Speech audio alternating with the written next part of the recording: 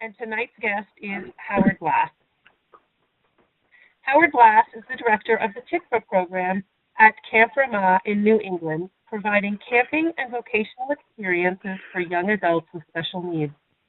He is also a consultant on special needs for camping programs for the National Ramah Commission and is a Jewish studies and bar bat mitzvah teacher for students with special needs.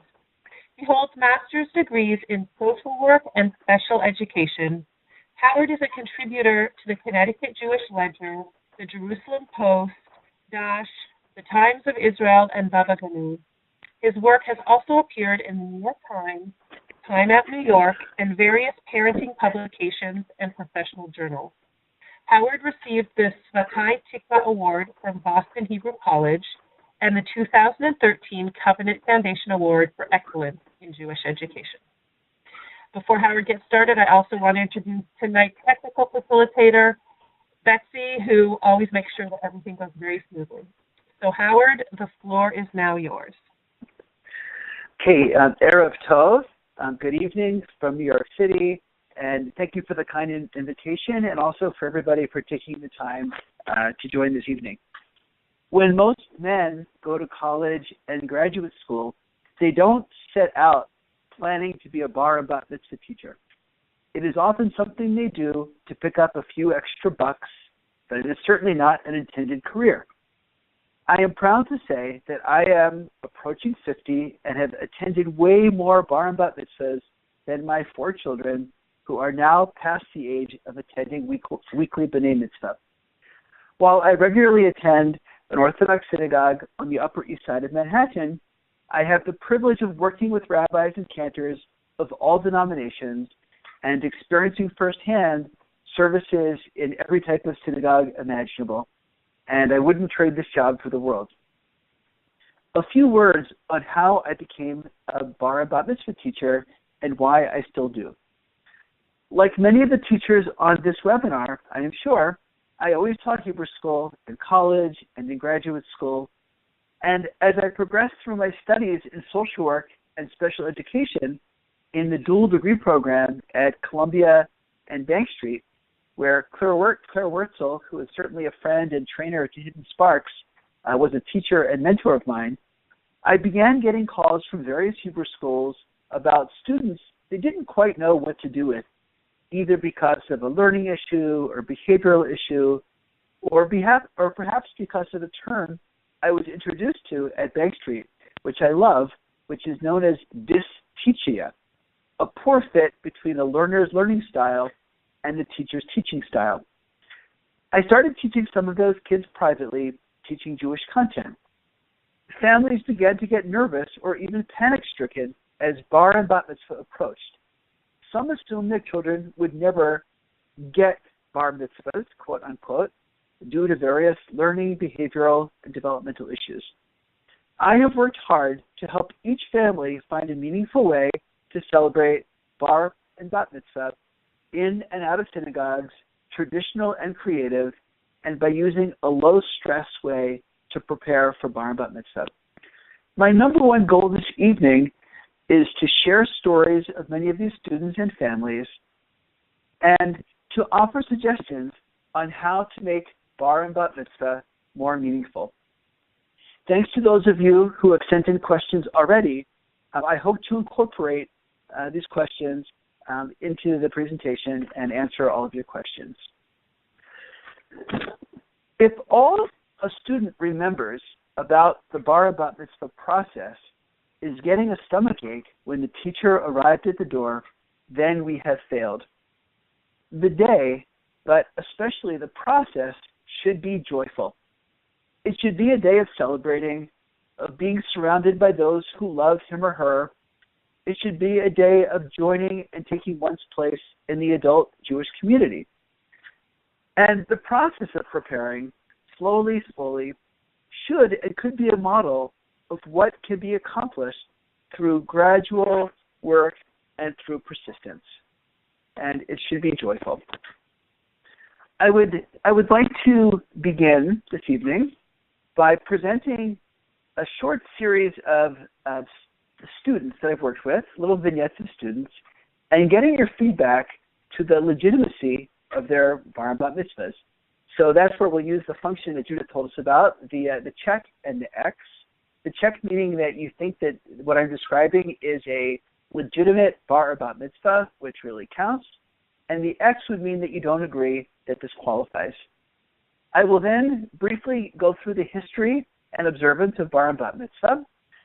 I will discuss ways to prepare for in-the-box bar and bat mitzvahs with strategies and some non-traditional approaches. That is a bar mitzvah or bat mitzvah which involves laning, reading from the Torah, but through slightly unconventional or creative approach. I will then move to presenting some slightly out-of-the-box options. And then finally, we will learn what to do when all else fails. So this is the friendly game of bar and bat mitzvah, true or false. And we begin with Shira. I'd like for you to meet Shira. When I started working with Shira, she was shy with language-based learning issues and processing issues and speech and language difficulties. I began by teaching her Jewish content each week, and her parents and I began discussing bat mitzvah with the rabbis of her local Manhattan synagogue, which happened to be the Spanish and Portuguese synagogue. They were very supportive and open to many possibilities for bat mitzvah. At that synagogue, in general, girls don't celebrate by reading from the Torah, though some do. For Shira's bat mitzvah, as it says on the slide, she had a Shabbat dinner at a local kosher restaurant in New York City. It was closed to everybody except for the invited guests. You pay ahead.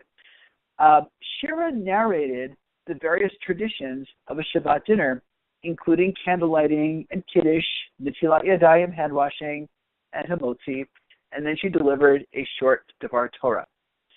So by a show of checks and X's, checks would mean that you feel that this qualifies as a legitimate bat mitzvah, and an X would mean that you don't think that this really qualifies as a bat mitzvah.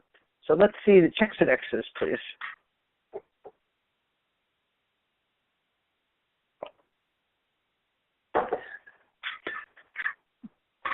Judith, I'm not seeing your checks and X's. I'm not sure if they're up there or if you could read that to me when you see a show of hands. Yes, people have put up their checks. They did a great job. You got a full load of checks. If everyone can just click on the check again, and it'll reset to be blank. Thank you. Great job. Okay, so I didn't see that. If you could just read through that, those are all checks. That's great. So now we'll move on to student number 2. We're going to meet Lisa. Lisa attended an Orthodox day school, and I began working with her privately to offer support around Hebrew language, not around bat mitzvah. This young woman had a lot of social anxiety. In her community, some girls read or lead in a women's tefillah group. Many learn a Jewish text or topic in depth, and then deliver an in-depth Devar Torah or a teaching for their guests. Given her level of anxiety, a speech wasn't going to be the way to go. Lisa happened to have a lot of strengths around art, and her parents, to their credit, suggested that her artwork be displayed on easels with narration accompanying the pictures. Some of her art was Jewish in nature, some was not. And at the celebratory evening, the guests walked around and viewed her art, much as they would in an art gallery, and a celebratory dinner was held in her honor. So again, if we could get a show of checks and X's, and if Judith, if you could just tell me what the tally is at the end, I'd really appreciate it. This is about Lisa. Thanks. Okay, we have 3 checks and an X.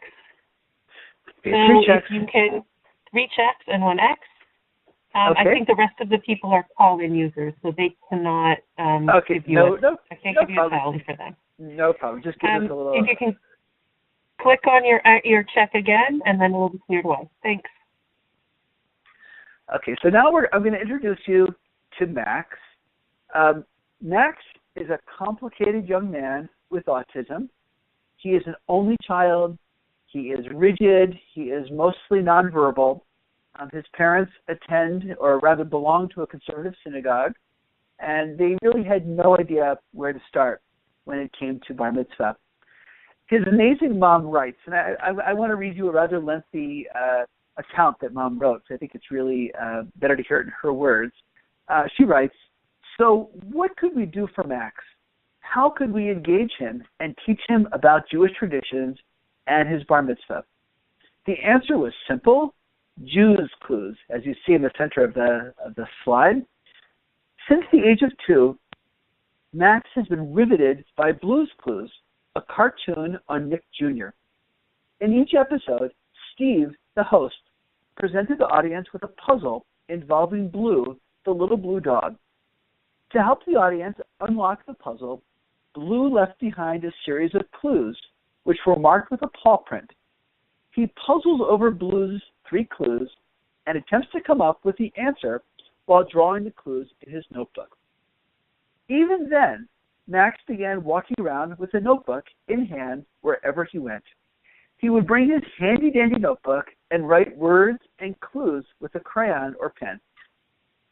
Mom continues to describe our work together. Working with Howard, we developed a curriculum to teach Max about being Jewish, the rituals and holidays. Max learned about Shabbat, Purim, Passover, Sukkot, and Hanukkah. We designed 3 clues for each holiday, and Wood has him experience those clues by using visuals, books, music, dance, and reinforcers like challah and his favorite, French fries, to motivate him. Now, this should give you a sense of where and how Max functions if we're talking about using food reinforcers, where he really responded most positively to the mother or to the nanny bringing in French fries to him. And I think that Max is an important reminder that when we think about bar and bat mitzvah, of what the right amount is for a student, it's not always a question of whether the child's going to learn 4 aliyahs from the Torah or 7, but rather sometimes we need to think of a different paradigm. So getting back to Mom's note, she writes, "Before the summer, we began working with our cantor." She probably writes, the cantor's name is Shana Postman. This is Town and Village Synagogue in Manhattan, on working on the actual service for Max's bar mitzvah. Engaging Max was difficult, but by using instruments, having him strum the guitar, play the drums, and sing along with the cantor, he was able to learn the simple songs and melodies. At one point, we were worried if we were even going to be able to get Max to come to the synagogue. Once we brought him there, he actually started getting excited about opening the ark and singing with Shana. Max began meeting with the cantor in the shul and getting more comfortable with every aspect of the shul, inside and out. The bar mitzvah took place, as you can see in the slide, on the Sunday of Chol HaMoed Sukkot. Parents weren't, as I noted, they weren't sure if he'd even be able to stay in the building. Max carried the Torah scroll. He strummed the guitar. He wore a talit. There was a lot of question about, due to sensory issues, tactile issues, whether Max would even wear, he's wearing, if you look at the picture, he's wearing a button-down shirt. He's wearing a suit jacket. They brought a number of outfits that he might be more comfortable with, and they were so happy when he actually put on the talit and the kippah, not something to be taken for granted with a boy with sensory issues. He sang some of the prayers.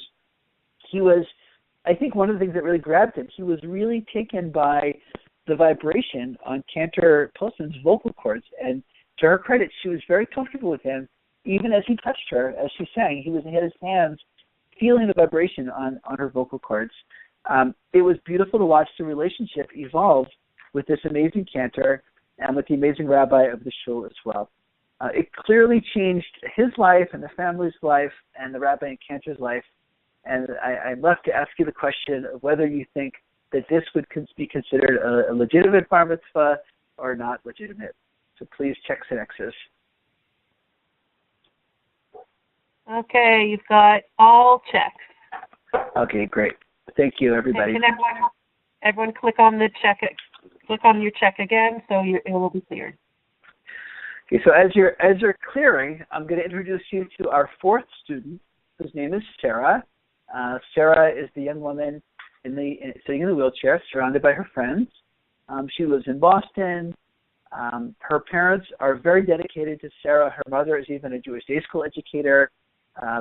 Sarah participates in the Jewish Gateways program in Boston. I'll say a few more words about that later, but just keep in mind that this is really a model program for the Jewish community around disabilities. They support students in day schools and in Hebrew schools. They have a program called Mitzvah Menches for teen volunteers, and so much more. Sarah was also a longtime camper in the TICFA program, which I run at Camp Vermont, New England. And as you could probably see from the faces of the people in the pictures, she's a beloved member of the Vermont community. Deciding on what a Sarah bat mitzvah would look like was no easy task. Again, an amazing, sensitive, responsive rabbi working with Sarah's family and Gateways put their heads together, and Sarah became bat mitzvah during a Monday morning service.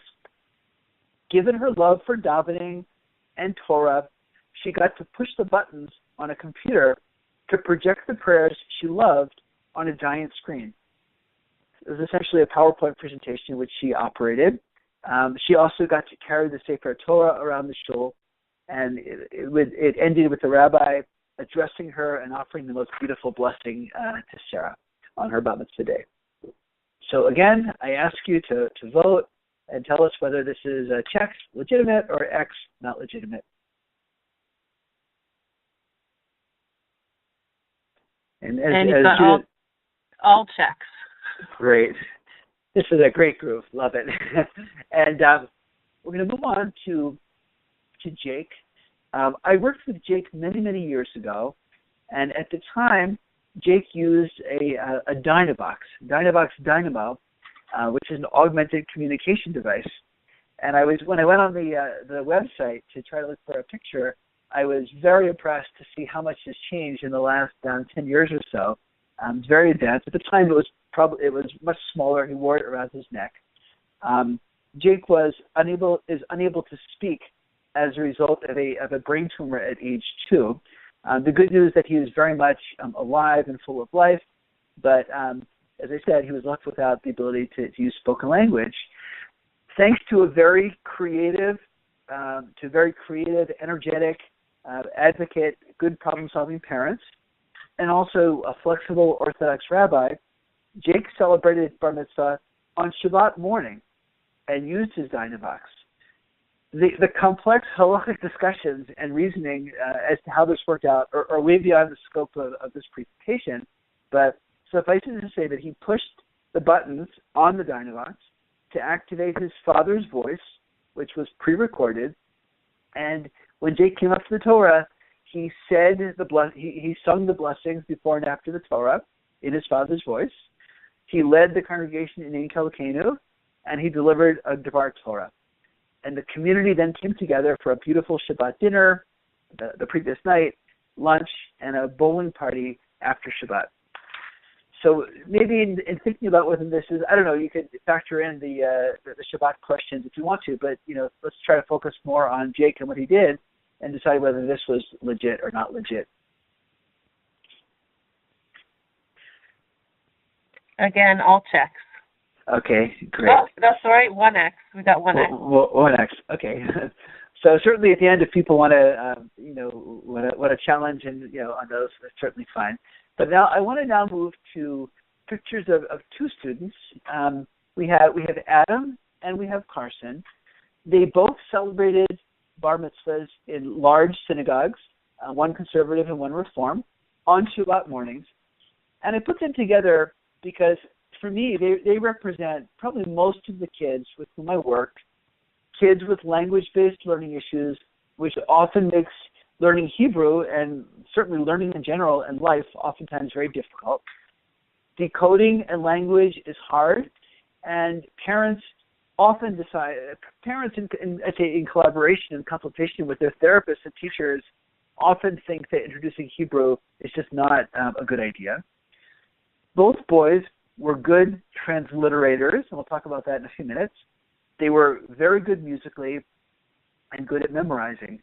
And they came to the Torah. There was a Torah scroll. There was a Sefer Torah in front of them.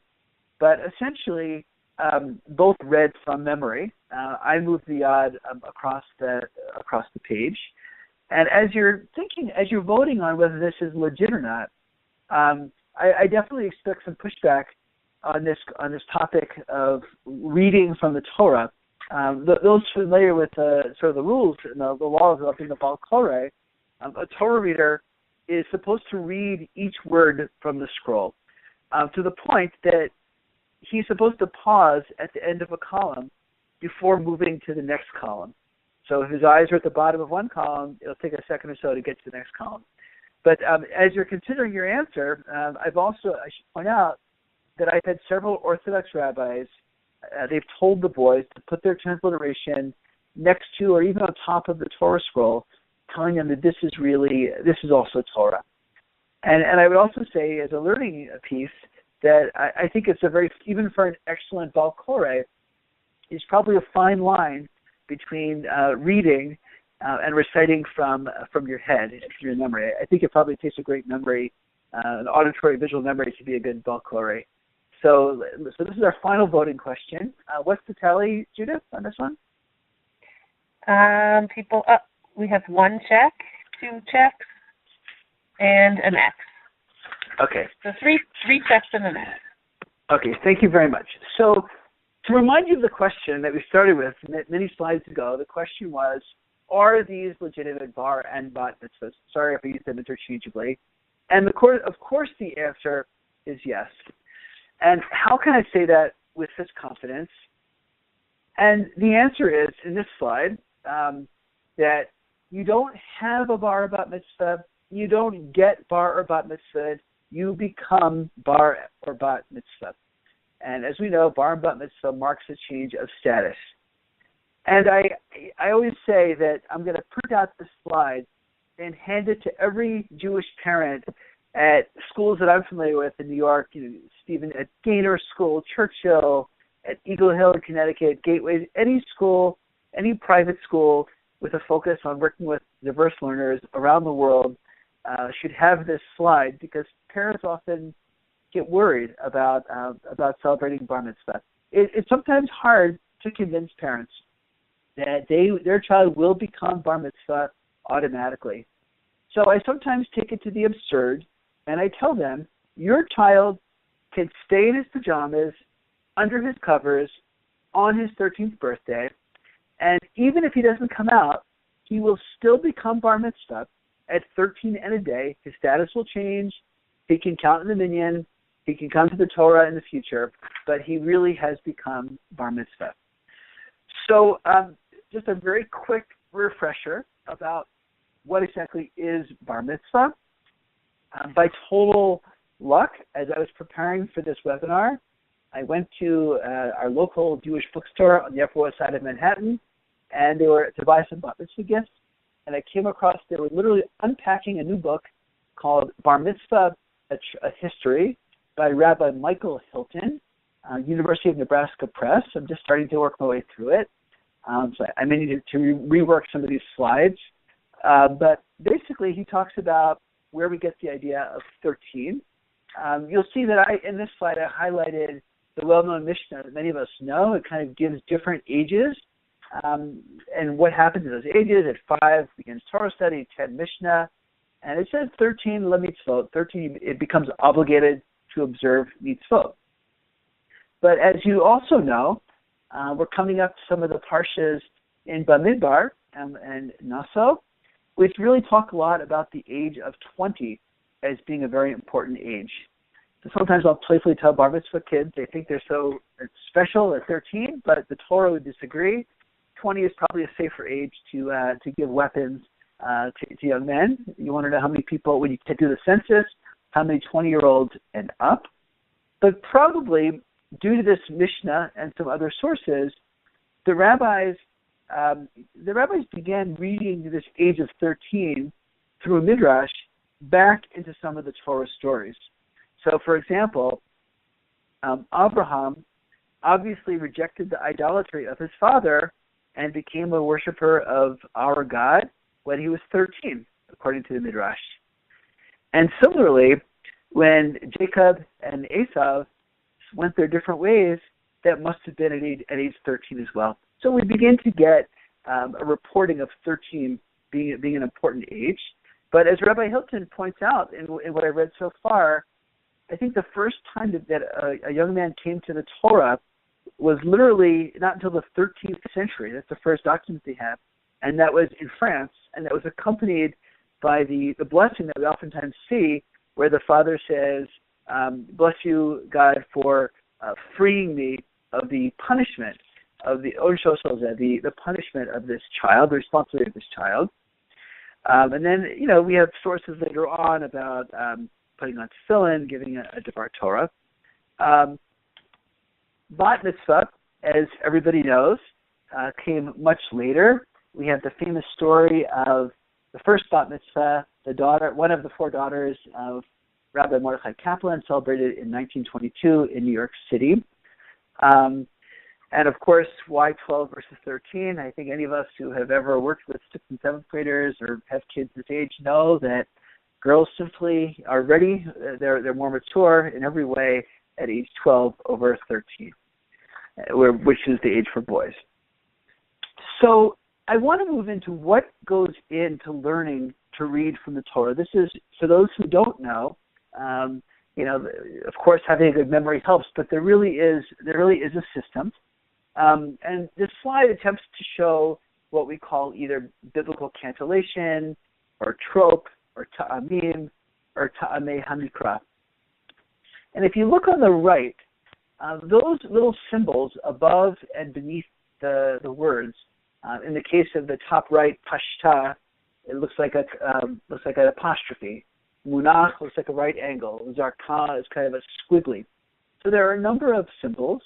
At the bottom, one could also write it out musically. And a child is usually taught how to do the cantillation. When I was a kid, it was a small class with the cantor.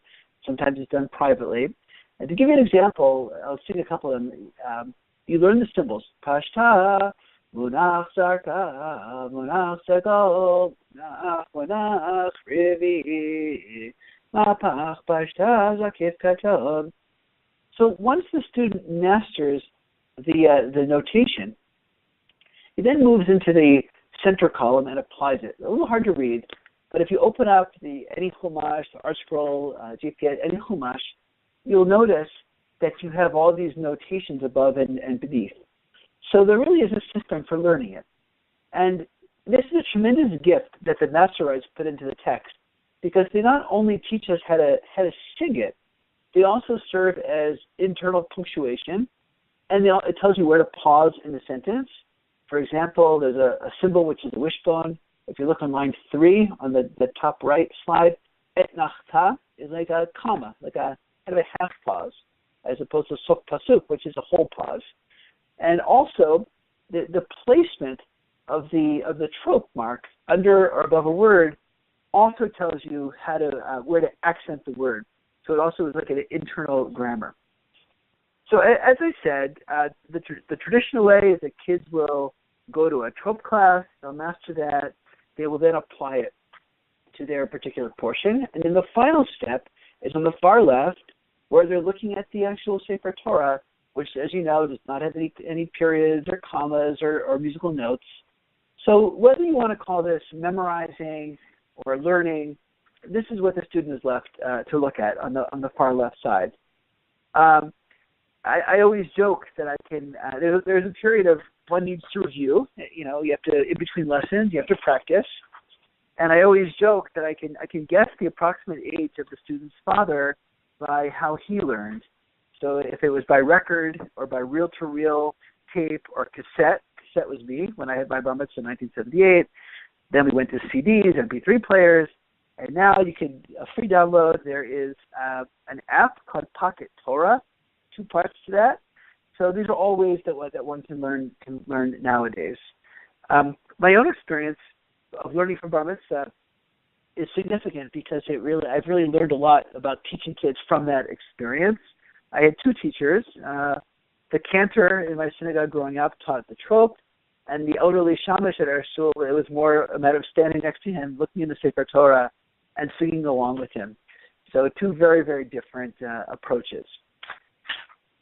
So how does all of this apply to a student with difficulties learning?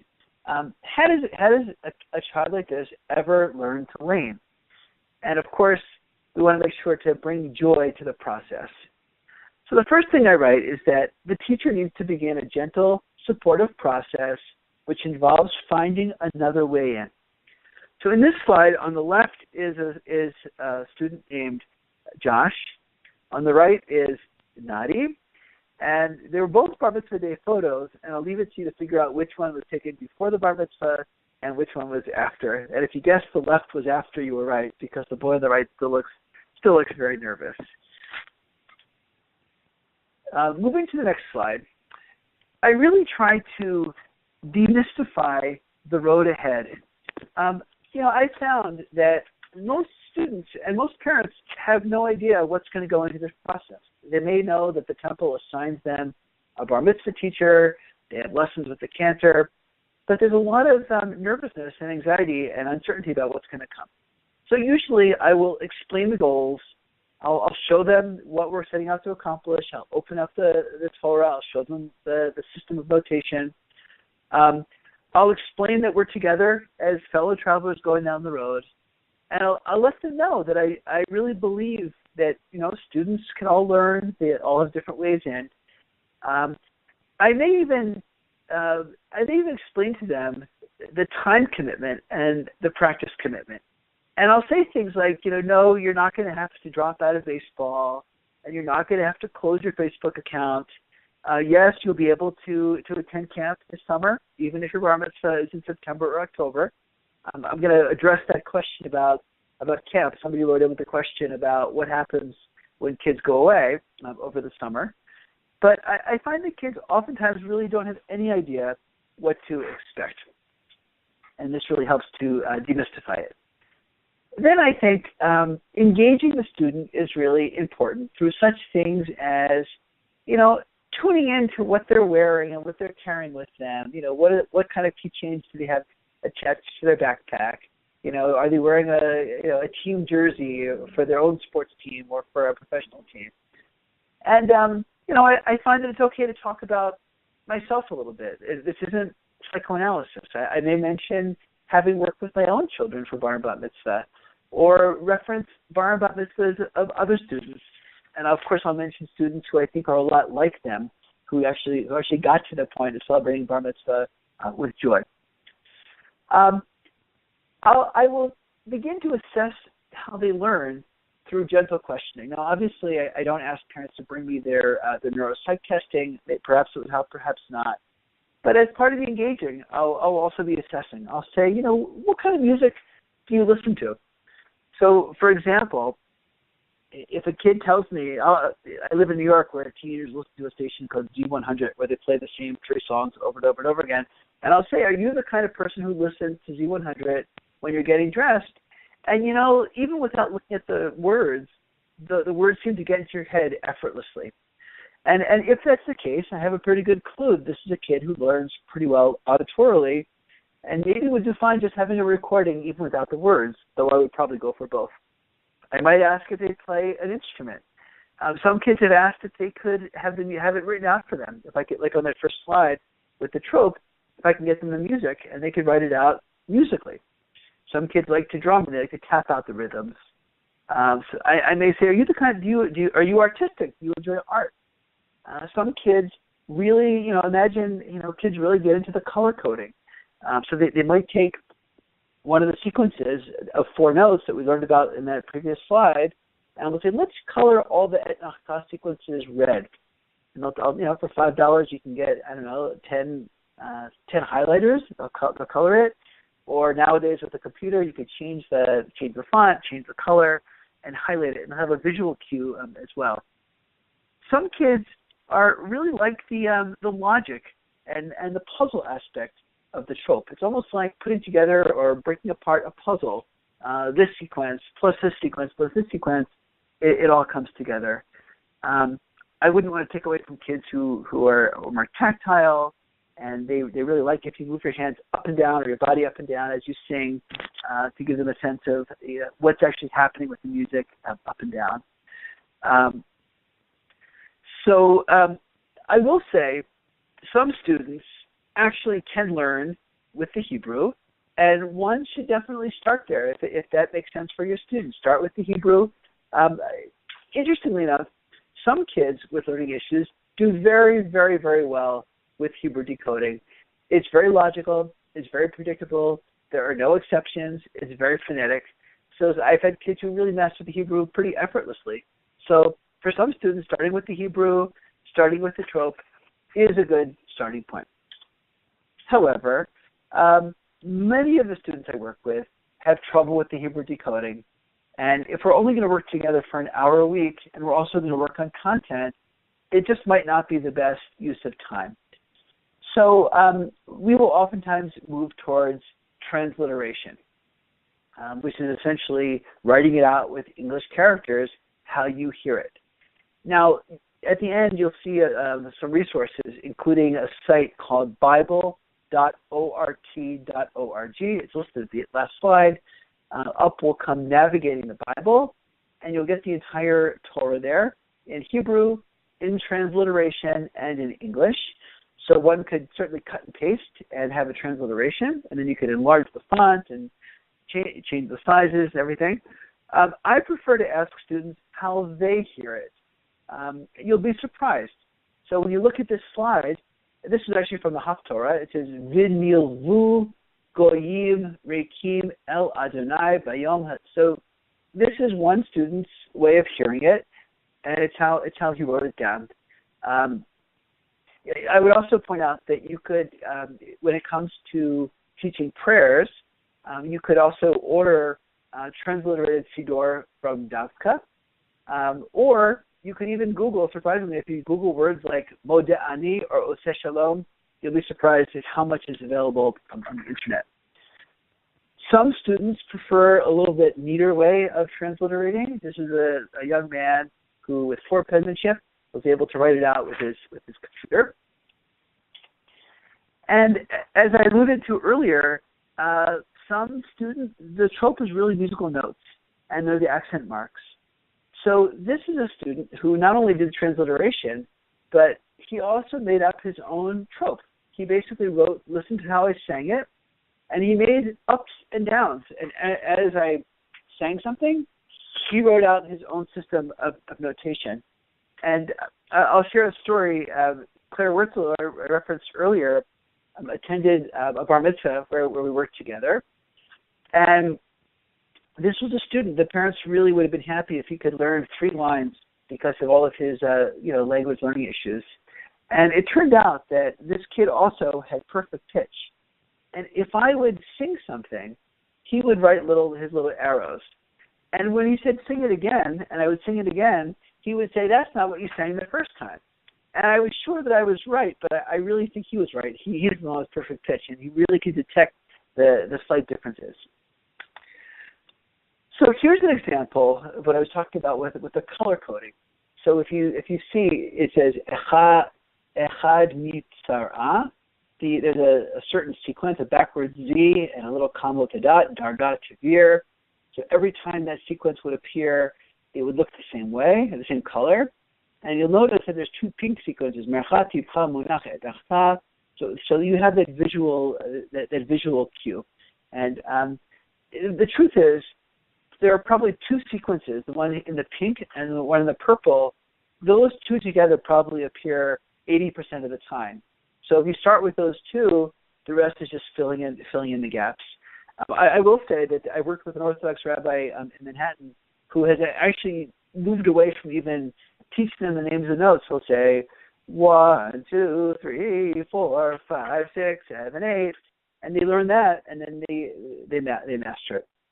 Now, to show you some other resources that I came across recently, again, this is from Jewish Gateways in Boston. They have used the Mayer Johnson picture symbols, and this is another way in. This happens to be for the Torah blessings. There are a lot of resources on their site having to do with Pesach, the Haggadah, many other holidays. And this is something that I also came across very recently. Sarah Rubino-Simon is really one of the grand ladies and pioneers in the field of Jewish special education. And this is very similar to Dolch sight words, but in Hebrew, and these are Siddur words. And she's identified these as 34 sight words that come up over and over and over again in the Siddur. And I suspect that the same list exists or could exist for the Chumash and for Navi, for Haftorahs. So what do you do when you're? Let's return to a few minutes to the step by step for actually working with the students, and address what do you do once you're off and running with one of these approaches, which seems to be working. So first, I would say continue monitoring the height of the bar and make sure it is set at the right height, meaning not too low and not too high. Sometimes parents will have this idea that the kid should do the entire parsha, which, is common in a lot of Orthodox synagogues, which might have 120 verses, which is not easy. That might be too high for some kids. Another parent might say if only he could do 3 lines, that might be too low. And we're going to talk about resistance on the kids' part in a couple of minutes. That was another question that a participant had asked. A second piece is to give positive feedback. Let the kid know he's doing a great job. But also, don't be afraid to what I call stroke and kick. Give them the praise, but at the same time, sometimes they really need a little bit of a gentle push. And at this point in the relationship, it's probably okay to use that relationship to push them a little bit. Continue asking the student what he or she needs.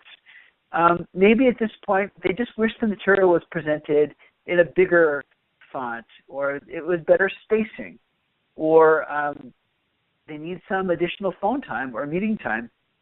Some synagogues insist that the chanting be done the way the cantor does it, and sometimes the cantor's voice, if it's a woman cantor, it's way too high, or it's done way too slow. So I might re-record for them.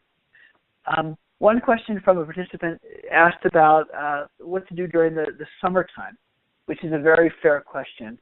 As I mentioned, every student has some type of recording, whether it's a old-fashioned cassette or MP3. Many kids go to camps, both Jewish camps and regular secular camps, and have bar mitzvahs and bat mitzvahs coming up. There are some camps, especially for-profit camps, which are very happy to arrange a time where a teacher can call or Skype, and the kid comes to the director's office and sits in the director's chair on the director's phone or computer. Sometimes kids do well just having it recorded, and nobody knows what they're listening to in their iPod. And one kid might be listening to Eminem, and another kid is listening to his or her bar mitzvah teacher. Some kids, let's say a kid doesn't go to camp, but the teacher is away. Some kids like to be able to, maybe recording it into an iPhone under voice memos and texting it to the teacher so the teacher can listen to it and give feedback and hear where the mistakes are. Could be very useful. The other suggestion that I said is use the parents as allies and collaborators. Keep them involved with the process. Some things I did not put on the slide, but I think are important, is to as it gets closer, begin to anticipate game day. Begin to approximate what the service is going to look like and describe what they're talking them through the service. I have a pretend Torah, which probably costs $30 instead of $30,000. It's laid out just like a regular Torah. I'll have them start to look at it. I may take them into their synagogue, one or many times. That young man Josh, who was smiling next to Nabi, who wasn't smiling, we must have had 20 lessons in his synagogue, even though his bar mitzvah was going to be on a Monday morning of a holiday weekend, where it was not a large attendance. We needed to really demystify the experience and have him comfortable. And we ended up having our lesson just around the time of the daily meeting was ending. So we began to get the feel of being inside the shul.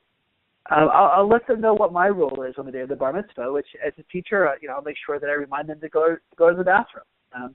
just to give you a window into the things kids worry about. Kids ask things like, what if I drop the Torah? What if I'm sick? What if I throw up on the Torah scroll? I've been asked that latter question at least 10 times over time. I want to address a question that was asked by someone on the webinar, which is about a kid who is capable of learning how to read the whole parsha, but just is very nervous and may even be afraid to try. And the parents weren't sure whether they should encourage him or not push him. They know that he's probably able to do it. And I think this is a very good question. I was thinking about this. I might, encourage him to learn it and let him know that we would see as it goes along what he would actually do on that day, whether he would do all of it or whether he would do only some of it. But learning it for the future would be a good thing. I might also think about changing venue. We'll talk about this soon, about ways to do it in a smaller setting as opposed to a packed synagogue of a few hundred, maybe to make a smaller, more intimate affair. And also I mentioned the desensitizing them, having them go to the synagogue and getting used to actually doing it in front of an empty synagogue, or then maybe in front of just the rabbi and a couple family members. So I now want to talk about, what do you do when a Torah reading bar bat mitzvah on Shabbat is just not the right option? So these next 4 slides that I'm going to show you, and this is kind of, towards the end of our presentation, the next 4 slides will show you some options. And the truth is, I had thought of opening up the webinar with this slide that you're looking at, which essentially reminds us to assess whether the family is even in the right ballpark. Meaning, are they completely off base assuming that a bar mitzvah on a Shabbat morning in a packed Orthodox, conservative, Reform Reconstructionist shul is the way to go? Maybe they're not even in the right ballpark. In fact, there are many benefits to some of these other options, which sometimes aren't even offered in some shuls, maybe because they don't have a daily minyan, or that's just people think that's kind of looking for a shortcut. So what I wrote on the top, one option is non-Shabbat morning options. And I've listed a few of the examples: Shabbat Mincha, which is much shorter; Rosh Chodesh, which has benefits because if you learn some or all of the Torah reading, you can get at least 12, maybe even 20 chances to try this out and be useful to the shul during the course of the year, because every month has a Rosh Chodesh of 1 or 2 days. Monday or Thursday mornings are awesome options because in this country, all the federal holidays are on Monday. Thanksgiving is on Thursday. And oftentimes family members are very happy to come for a holiday weekend. And it's a regular davening of weekday, and there are no restrictions on things like photography or microphones or things like that. I mentioned Hanukkah because I want to give credit to Rabbi Haskell Lookstein in Manhattan. This is probably 20 years ago, but a family came to him with his child, with a student who had a lot of learning issues, and his birthday was sometime in December, and Rabbi Lookstein pointed out that they should definitely do a bar mitzvah on Hanukkah, on the Sunday of Hanukkah, and the family wondered how he so quickly knew the answer to this problem. And he pointed out that the reading for Hanukkah is from Parshat Naso, and it's a very repetitive reading where it essentially is a list of offerings that different people bring, the same offering but on different days. So only the name and the day is changed, but it's the same list. And it was really ingenious because this boy read quite a lot, but he didn't have to do as much. It was a very predictable patterned reading. The next slide that I'll show in a minute, it shows a Purim bat mitzvah, Chol HaMoed Sukkot is an option. We did that even for one of my kids. Another option is a different venue. As I mentioned, perhaps the boy with a lot of anxiety would do better if the family went away for Shabbat took over a hotel just for family and close friends as opposed to their large synagogue. The options are really, there are many, many options. I've been to bar mitzvahs of students at their beach house, triplets, 2 boys and a girl, a very relaxed atmosphere. one of the next slides will show a camp. Israel, of course, is a wonderful option. More about that in a minute. And the idea of modifying and shortening the service. So here are a few options. This is Alexa. Alexa is the one with the Minnie Mouse ears. She's a young woman with Down syndrome, and her family essentially took over their shul on the Sunday morning of Purim. She was surrounded by lots of her school friends and her Camp Ramah friends, and everything is just lighter and easier and more comfortable in costume. She read some from the Torah, and it just set a tone of joy and celebration. The next student is, I love this, the sign on the right says Camp Jake, and this is Jake and his dad driving a golf cart. As my family and I arrived at the parking area of Camp Getaway in Kent, Connecticut, we were greeted by fast-driving 12-year-old Jake picking up guests and their luggage and driving them to their bunking area.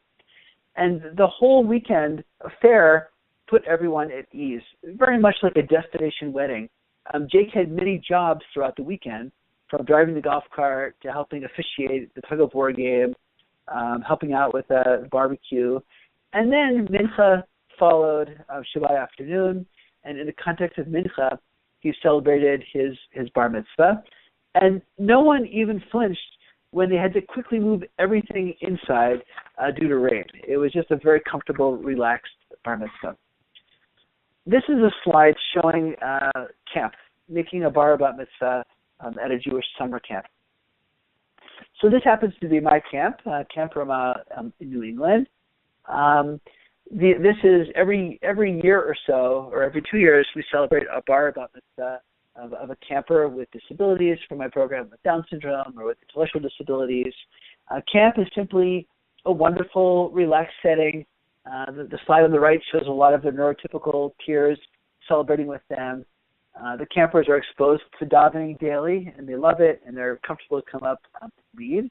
And in fact, there's a very long history of making bar mitzvahs in camp, because historically, in a lot of Orthodox camps, when the child became bar mitzvah and needed to start putting on tefillin for the first time, his parents often came up and brought some special snacks, and they celebrated his first Aliyah Torah in that relaxed setting. Of course, Israel is a wonderful option, whether it's the Kotel or Robinson's Arch or on Masada. If a child loves nature, it could be at Ned Kedumim or history in Sipori. You could really find a bar mitzvah or bat mitzvah option that ties in with their interests.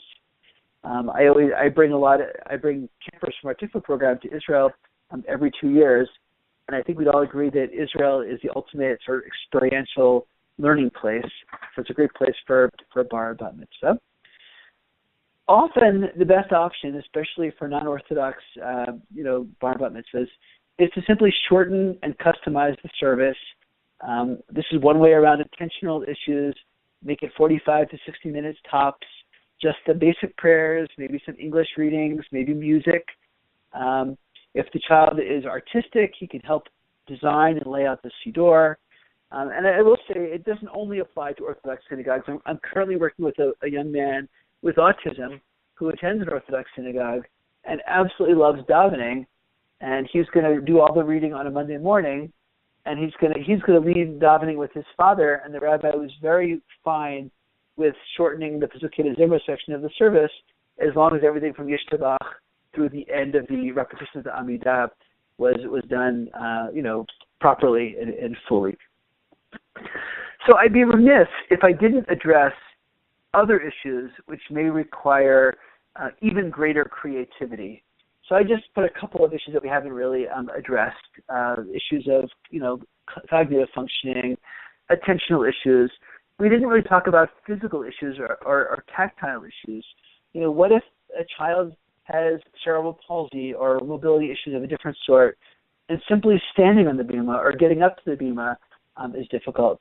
I interviewed a parent of a child with cerebral palsy who ended up going to college and graduate school and getting married, and his biggest fear was when the rabbi put his hands on his head to bless him, he would actually touch his head and destabilize him. So these are all kinds of issues to think about. behavioral, emotional issues, anxiety, mood issues. I even wanted to put out family issues and financial issues. What if one parent is Jewish and one isn't, or if the parents are divorced and they can't agree on things, or if finance is an issue. So in those cases, what are the options?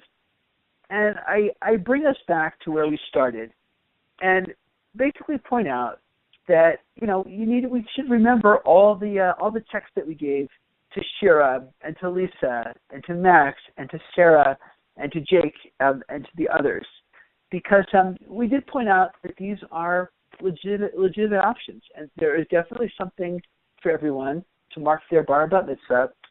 It's possible to do it in a joyous way, and as I say in this final slide, before we get to the resources, the possibilities are endless. It's important to showcase strengths, whether they're music strengths or art strengths, that bar and bat mitzvah celebrates becoming bar and bat mitzvah, and it should be joyful. And I want you to keep this image in your mind as we wind down. In this slide, everyone is smiling. The bar mitzvah boy on the right, Tomer, is smiling, as is his friend from his day school on the left. And I think even the Rebbe in the back is smiling. And there's a wonderful irony here that this is a young man who has what is called Williams syndrome. And so those who don't know about Williams syndrome, part of having Williams syndrome is usually having this dynamite personality, which people call cocktail party personality, gregarious, the kind of person that you'd love to hang out with at a cocktail party. And another aspect is musical ability. So Tomer's bar mitzvah is completely built around he's a phenomenal drummer. And there was a lot of music and showcasing his drumming abilities. And that musical ability is really what helped him master his Torah reading and have a really joyful bar mitzvah experience. So with that, I will share the resources on the next page. This is only a start. And I'm very happy to take questions. And also my contact information appears at the end of the presentation. And I'm very happy to receive your questions, by phone or by email after this presentation. So thank you very much. Thank you, Howard. What a fantastic way to organize a really complex topic, and you did it with such sensitivity and joy and thoughtfulness. Thank you for sharing your strategies, your resources. This is a great resource for people, I'm sure, to come back to. People should feel free to tell people about it. Anyone with internet access can access the webinar on the Hidden Sparks website. And you are going to receive a survey in your email. Please fill it out and return it. You don't actually have to do anything to return it. You just click send, I guess. We really do use them. It helps inform our planning, and your feedback is really valuable to us. If you have a question that you'd like to ask, you can put it into the chat room, or you can click on the hand icon and you can ask Howard directly. Otherwise, we do have his contact information on one of these slides around here. Not that one. There we go. There is Howard's phone number and his email.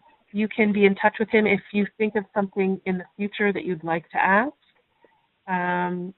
I know that we have some people who have called in, so in just a moment we will open up those phone lines. I do want to remind people that we have one more webinar in this year's series. It's on June 11th, I believe, and it is about helping families foster love of reading over the summer. Yes, supporting the joy of reading at home. And that is with Elizabeth Fox, Hidden Sparks' Director of Education. In order to sign up for that, you can go to the Hidden Sparks website, which is listed here on this slide.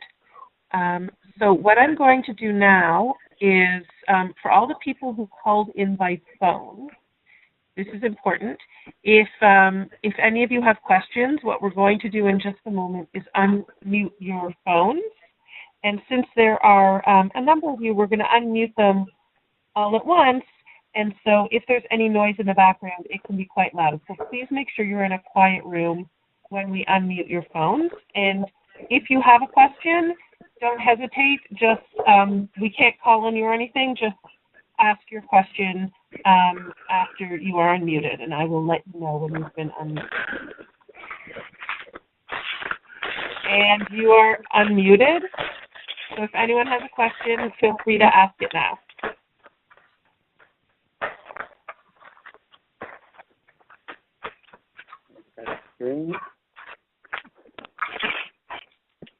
Okay. Is that a question? Yeah, I was wondering about the halacha issue of memorizing the parsha. Right. So, this is one of those questions that I try to give a lot of caveats, and I would say it's probably better to ask your own rabbi what he would say about this. But I always try to point out that I think if you think about what goes into actually laning, I think it's a fine line between what's actually looking at the words and saying what you're seeing and remembering. To learn 120 or 140 psukim from the parsha, in a way it is memorizing, or it's some combination. So I suspect that's probably what makes a good balkore, someone who has a very good memory.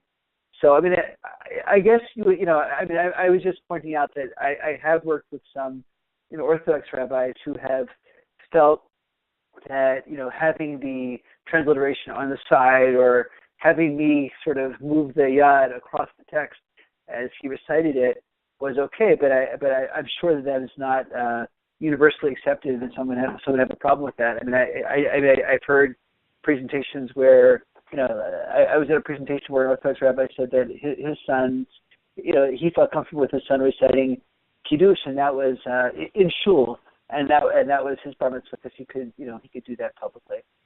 So I wouldn't want to give psak halacha on that. That's beyond my my area of expertise. But I'm just pointing out that I have had rabbis say this is Torah and put the transliteration sheet on the Sefer Torah. But I don't think that's something every single person would agree to. So if you come up with anything from other rabbis, I'd be very curious to hear. It'd be an interesting conversation to have. Right. And they have it on the side to reference to it. Right. Almost like I know like a gabbai's job is to sort of prompt the person, and I sometimes work as a gabbai at my shul to sort of give the person the next note and get them back on track. Like I think that sometimes kids will get if you listen to someone, you can tell that they've gotten lost in their head and not lost in the text. Like they've memorized it and then they're kind of they don't know where they are, but they're reciting it. So in terms of being able to exempt everybody from their obligation to hear Torah, I could see how that could get a little bit fuzzy in some people, but yeah. So keeping on the side as a tool is something that a lot of people I think are comfortable with. Uh-huh. Okay. Thank you. Yeah, of course. Pleasure. Thank you. Okay, Howard. Oh, I think I'm still. Am I muted? No, I'm not. Nope, I hear you. Howard. Nope. Okay. Thank you so much, Howard. Fantastic presentation, and thank you to all of the participants. Thank you, Betsy, for making sure that everything flowed smoothly. And really, Howard, I'm so happy that this will be on the Windsource website. I think it's going to help a lot of people. Thank you for the kind invitation, and thank you, everybody, and a lot of love. Okay, have a wonderful night. Thank you. All right. Thank you. Hello? I'm still here. It's Howard still. Hello? Hello? Hello? It's Howard still here. Yes, I wanted to answer. How long before bar mitzvah should the bar mitzvah boy know his pasha and have time for review? It's a good question. I guess it depends how much how much before to start, or how much before he should have it all down before. Yeah, how he should have it all down pat. Yeah, are you thinking? Are you referring to learning the whole parsha, or just or whatever he's going to do? Learning the whole Parsha and the Haftorah. Yeah, I've taught a couple of kids the whole parsha. It's kind of hard to know. Like I think the pacing is really just a hard question in general because I think that it's better to have it all down, like let's say like a month before. But there, some kids cut it much closer. Like I think a lot of people will do all the laning and then kind of throw the Haftorah at the very end. Yeah, that would be good. But it's I'm not such an expert on like the pacing. I'm not sure. I think that I think I'd feel more comfortable knowing that it's all down, with at least a month ahead of time. And then you're just going and practicing it. I think looking at the actual scroll in your shul, sometimes there's a little different layout or the different font size. It's nice to see that Sefer Torah stand up in your shul at your on your bima, so that it just demystifies it. You just feel more comfortable and it doesn't feel so. I've had students who've gotten really nervous when they realize there's a lot of people coming to the shul. Mhm. Okay. Thank you. I'm not sure that's a good. Yeah, my pleasure. Oh, it's okay. Thank you. Sure. Howard, how important do you think it is to get the child habituated to getting up on the bima by doing a Don Olam on Shabbat, and for the child who doesn't really want to do it, how would you motivate him to do it or explain that it's an important precursor? Yeah, that's a great question. In my shul, they really have they have kids, 7 or 8, do a Don Olam and all that kind of stuff. And I think that just, I think even if you're not leading in shul, just being in shul is really helpful. So you see what happens. I mean, there are a lot of kids who their first time sitting through a long service is like, right before their bar mitzvahs, and that throws you for a loop. But I mean, there are 8-year-old kids who've been sitting through shul their whole life since they were like born, But I think that it really helps to be in the shul and I'll tell you an interesting story. I should have said this in the whole webinar that it's hard for me to predict. Like there's no magical way of predicting the experience for a kid, and it's humbling when a kid who's like a superstar across the board, no learning issues, a real quick learn, didn't want to sing by himself, did not want to sing by himself. So I would say it's something like, okay, why don't we, I'm going to turn up your volume and turn down my volume. I mean, not really, but, in the lesson.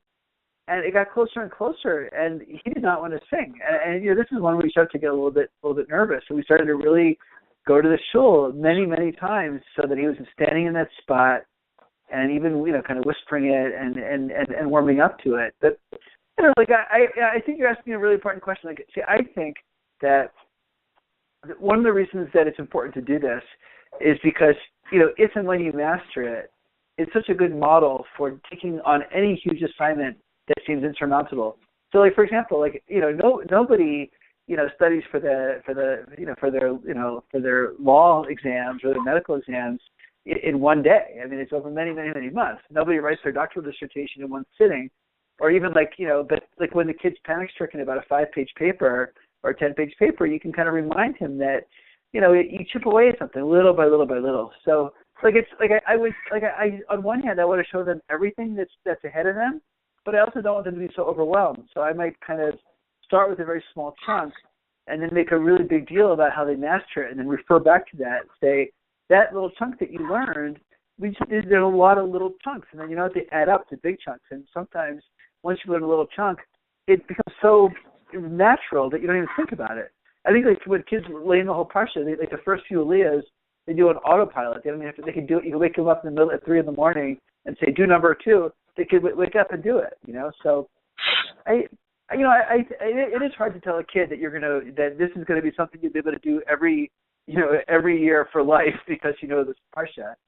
But it's I also think that sometimes it's easy for parents to get caught up in it's just another one of those. Another area to get caught up in that same fight with your kids, and you have to make it not too important, but important. You know what I mean? It's a delicate dance we do with our kids. But I do think that getting used to being in shul, whether it's sitting next to your parent or whether it's going up in the bima, it's like the rabbi, gives whether to give candy or give a blessing or open up the ark, just to be comfortable in shul. And then, when they see that there's a progression, that you go from that to leading a Don Olam that's offered to, I don't know, some shuls have like junior gabbais. I've even seen kids with disabilities who are the ones who stand next to the gabbai and give out the aliyahs and say, the third Torah reading is now on page 400, so they become comfortable just being in shul. Thank you. Sure, pleasure.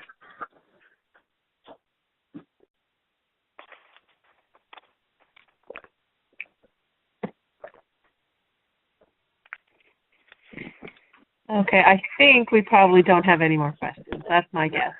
Okay, well, thank you. Thank you so much, Elizabeth. Thank you so much. I really appreciate everything. Thanks, Howard. Thank you so much. Have a great night, everybody. Okay, Liza. Thank you. Bye. Thank you. Bye. Good night. Sure. Good night.